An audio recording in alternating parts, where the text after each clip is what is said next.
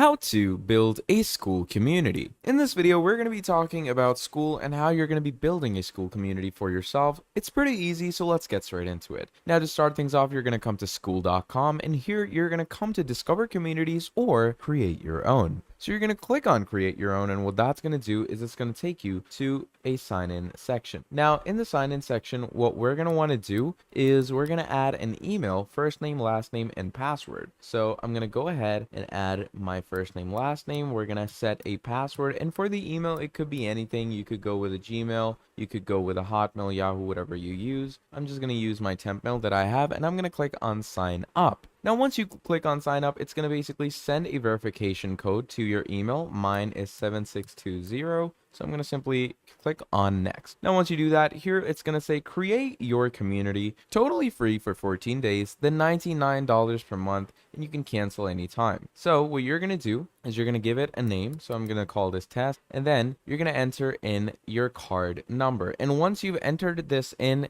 and went ahead with the payment, that will create your community for Skool. So yeah, that is basically how you're going to build a Skool community. Thank you for watching all the way till the end, and I'll see all of you in the next video. Have a great day. Goodbye.